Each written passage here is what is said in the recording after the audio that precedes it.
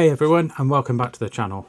Or if this is your first time here, I'm Ben, and I help beginner photographers get started in the world of wedding photography. Today I'm going to walk you through the exact camera settings that I use for every single part of the wedding day, from sunny outdoor ceremonies to dark reception dance floors.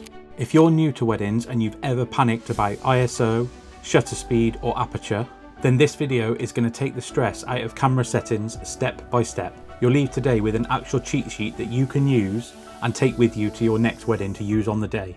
And make sure you stick around to the end, because the last tip is one that most beginner photographers overlook, and it can really make or break your photos.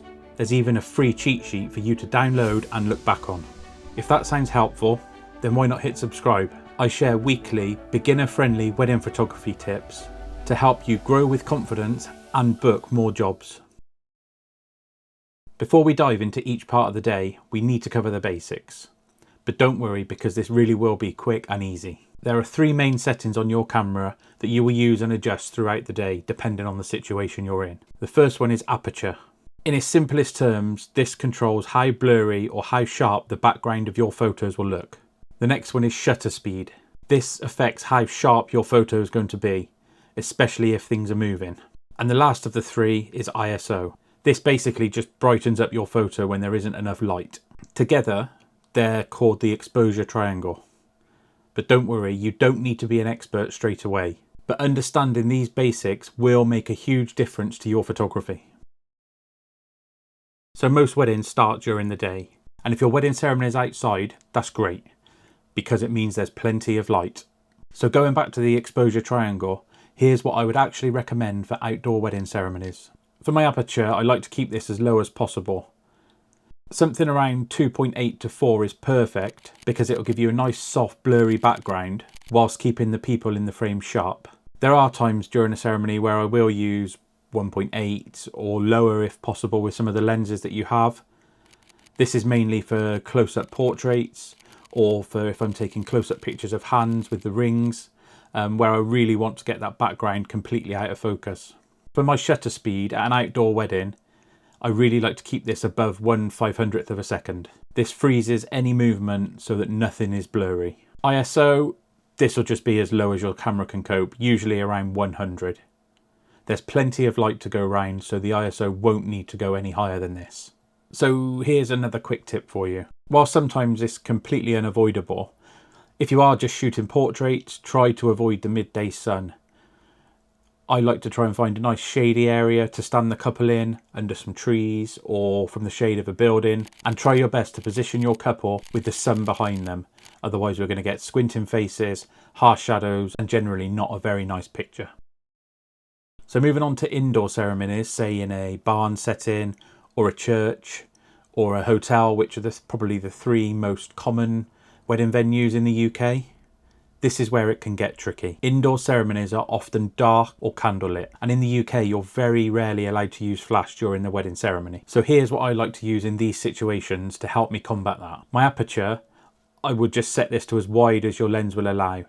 Most zoom lenses around 2.8, although some of the new Sony lenses do go down to around f2. And or if you're using prime lenses, that's brilliant, because you can drop your aperture down to 1.8 or even 1.4 in some cases. So with the shutter speed, I like to keep this at a minimum to 1/160th of a second.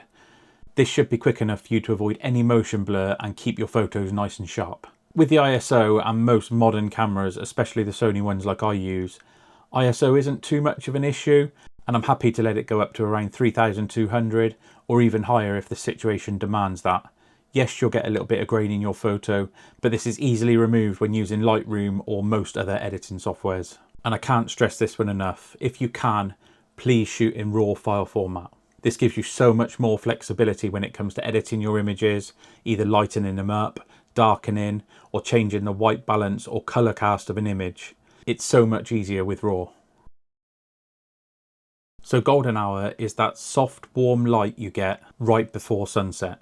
It is an absolute dream to take portraits in, and it's one of my favourite parts of the wedding day. So here's my go-to settings during that golden hour. So for the aperture, I like to keep this similar to the wedding ceremony, where I keep it down to around 2.8 to 4. For the same reasons as I said during the ceremony, it gives you a nice balance between that dreamy, blurry background that everybody likes and a nice sharp subject such as your bride and groom. Shutter speed for this one, again, I just like to keep it at 1/200th of a second or faster, whatever the lighting situation allows for this one, but keep it fast and keep the image sharp.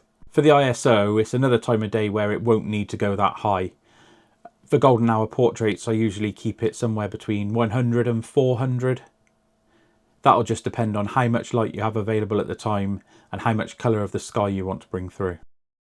And here's a tip for you. For the best results, if the sun is behind the couple, you need to expose for their faces and not for the bright light that's coming from behind them. You'll get a lot less noise in the image if you're trying to drop the highlights of the sun rather than raising the shadows on the people's faces.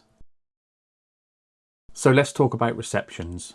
Usually this is the darkest part of any wedding ceremony, but it's also the most fun. Most venues will have fairy lights or disco lights, or more commonly candles. So not much real light. So this is where we really do have to help our cameras out. So my settings for this part of the day will be as follows. For my aperture, again, I'd like to keep this as wide open as possible. So anything from around 1.4 up to 2.8 is perfect for this time of the day, letting in as much light into your camera sensor as possible. Shutter speed, there's usually a bit of movement at this time of the day, so I like to keep it at least 1/200th of a second. Faster if the light allows. During the dancing, if you're not using a flash, we'll get onto that in a second, then again you might need to bump that up even higher than that, just to freeze that motion on the dance floor. My ISO, again, not too worried about it on the newer cameras. I'm happy to let this ride up to 3200 or even 6400 if the situation requires. So like I just said, this part of the day is where you need to use your flash. Personally, I recommend using off-camera flash just because I like the dramatic pictures it creates when couples are on the dance floor. We'll talk about off-camera flash settings and how to set them up in a further video. If you are going to use on-camera flash, then please do not fire it directly at the couple. I know I've spoke about this before, but it really does create some harsh shadows on their face and it's not a flattering look at all.